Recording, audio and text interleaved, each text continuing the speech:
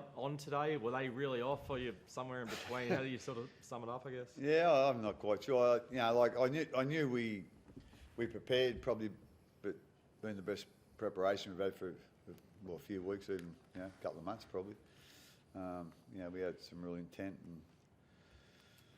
and some real discipline about our preparation this week, our training sessions. We sort of drew a line a bit early in the week too, to be quite honest. So so the guys decided this is the way we wanted to go, and I thought, again, it's never guaranteed that you're going to play like that when you change a couple of things. But I thought we played really well, and we weren't that great with the ball, to be quite honest. We made a lot of errors, especially in the first half. But I just thought we'd build our game on our defence, and that's a bit of old school Melbourne Storm probably, but that's what we wanted to do, and I thought that they defended great, so I'm really happy and really proud with how our defence worked today. What sort of line did you draw during the week? Was it on standards? Was it on training? Was it on game day? Again, we know if we train a certain way and do things at training, that it usually comes out in the game, and perhaps and with all due respect, having just been the players, I'd probably been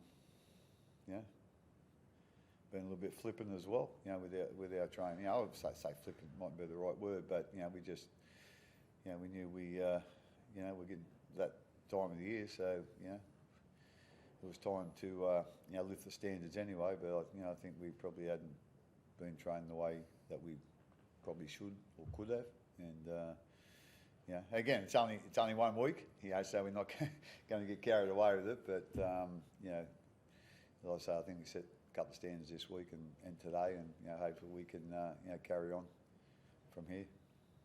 With Harry off the bench, was that just a 1 week deal, or now you've scored 9 tries? Are you going to bring him on at 20 minutes every week? Yeah, well, it's a thing that we experimented with today. With all due respect, the Raiders are very good at wearing guys out, and they've done it before to Harry, where they obviously got their big guys going at him, and when they got the ball, and being really aware of what he does. So we knew if he started the game, they really looked to get his tackle count up, which he does every week. But we know from past experiences that that they would have really sort of went at him and tried to wear him out. So we just sort of thought that we'll put Bronson in there, and you can take a little bit of that, and then hopefully Harry, when he comes on, their defence is not quite their attack is not quite aimed at Harry, and you might have a bit more petrol for his attack. So Paul Bronson, is he your night watchman now, Craig? Or? Yeah, it probably is. I thought he done a tremendous job today. I think he hasn't played with us for a couple of weeks, and his 2 games before that, defensively, he probably wasn't where we know he's capable of. But I thought he was outstanding today. He defended really well, but he also, give us that sort of direction. Obviously our spine were, loud and direct with when they won the ball, and Bronson got it where it needed to go, or where they wanted it to go. So I thought he'd done a great job that first 20 minutes, and then he come on, and I think he finished the game with another 10 or 15. So he done a great job for us today, Bronson. Well, is it nice to not have to do a nudie run at the end of the year now to get over? Yeah, I was getting stressed there because this pale rig doesn't get any sun down in Melbourne, so it's not a pretty sight. So I was actually going to try and pull a bit of a captain's call at Mad Monday and vote against it, but I think it will be enforced now. What did you make of the performance, Welshie, overall? I mean, I guess you're threatening that kind of performance, I guess, at times this season. Was it nice to put it all together today? Yeah, I think we've been up here at times throughout the year and really frustrated about our performances, and it's round 24. It's now or never really to start.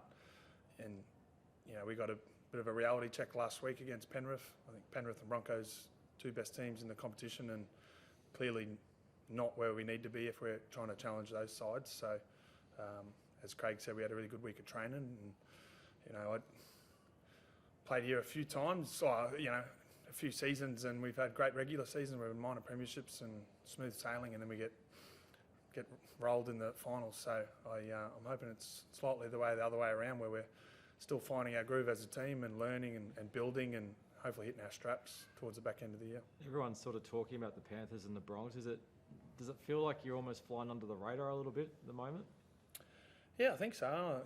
I don't mind it, to be honest, and I think there's so many other teams jostling for that top four. You know, the Warriors have had a fantastic season. The Raiders are right there, Cronulla. So it's a bit of a sprint there to try and get that top four spot, because it's so important, I think. You know, when you look at the AFL with their pre-finals bye, I think teams can make a run from outside the four, and it's just really tough. I think in the NRL, where you roll 27 rounds straight into a final series, where, you know, the physicality and the speed of this competition, it's a long year. So that, you know, potential to try and win a week off, I think it's really huge in terms of finals. Craig, we saw Paps have a good run in the Queensland Cup yesterday. Are we too soon to say he might have a go next week in the first grade, or is he knocking on the door now? Yeah, I haven't actually seen his performance yesterday, so we'll have a bit of a look at that in the next couple of days. You know, I'll sit down with him and see where he's at. Like I say, all along we haven't had any expectations at all, and we're just going to take it week by week. So I had a quick chat to him today, and he was quite happy with the way he got through, and so we'll just have a bit of a look at that, and then, you know, compare notes, I suppose, and then have a look. But, you know, if you had a look at Nick's performance today, he was one of our best, you know, and so, like I say, there's no pressure on us to sort of make anything, or to rush him back, or to have him back when he's not quite ready, whether that be footy wise or mentally. But having said that, it'd be good if he could come back, because we know Nick can play, you know, any positions in the backs, you know. So yeah, like it'd be nice to get him back. But having said that, you know, I don't want to bring him back too early, or, you know, for the injury, or for his, I suppose, physical well-being. He hasn't played rugby league, you know, for a long time. He hasn't played at the top level for a real long time. So yeah, we'll just have a bit of a chat during the week, and the medical team will have their say on it as well, and then we'll see what happens. I doubt that we'll play next week, but I reckon the week after that, if everything goes okay and we're all on the same page, that might be a chance. It's probably going to be a hard thing to figure out which forward or which bench guy or whoever to move off as well. Yeah, no, it will be, without a doubt. You know, it's like I say, especially after today. You know, we don't want to just go on the one performance today, but you know, it'd be hard to live anyone out after today's performance. So yeah, but like I say, we'll just you know, see what everyone's thoughts are, and then plan from there. We're only just going to, you know, we're only going to plan a week at a time. We're not, you know, going to say, oh, you know, in 3 weeks' time or 2 weeks' time, this is going to happen. We're just going to plan a week at a time, and we'll see what happens. Craig, I know he's not your player, but it was announced on kickoff that Jared Croker's finishing up at the end of the year. Obviously, 300 games. What's he been like to coach against over the journey, and what's your respect level for him? Yeah, well, obviously he's captained, you know, the clubs, and the club for, I don't know how many years he captained for, but, you know, and with all due respect, that's the club I played for, so there's always, you know, a soft spot with me with the Raiders. So I've met him a couple of times, and, you know, he's a terrific guy, and, you know, the service he's given to the Raiders, and the game in general. You know, he plays the game in a real good spirit, you know, and so I think, you know, he was a wonderful setter at his best. You know, he was smooth along the ground, and, you know, he could score tries from sort of anywhere. But I think one of the things that the Raiders, you know, might miss with him is how dependable he was with his goal kicking. And he done that for years on years, you know. So yeah, that's I didn't realise that he made that announcement, but, you know, I'd like to wish him all the best, and, you know, he has been a great player for the Raiders, and a great citizen, you know, for rugby league. Craig Young was very impressive in his 50th game, scored a try, 183 run metres, and Yeah. I think he missed another try close, didn't he? Yeah, he wasn't far away. He had a couple of errors in the first half. I think, sort of, there's a bit of hands on ball there, and they come out. But to his credit, he didn't let that sort of phase him at all.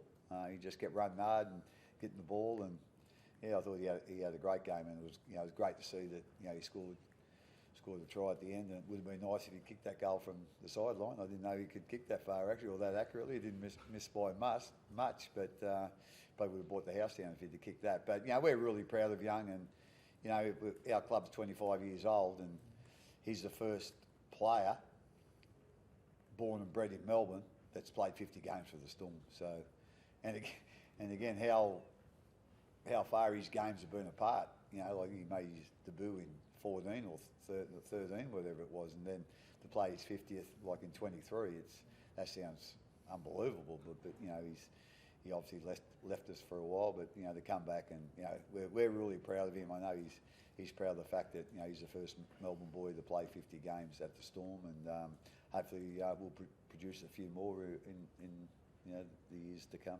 Who made the decision to give him the kick at the end? Don't know. Pretty close, wasn't it? Yeah, actually, he probably just went and grabbed it, I'd imagine. Yeah, so like we don't really need to kick this, but to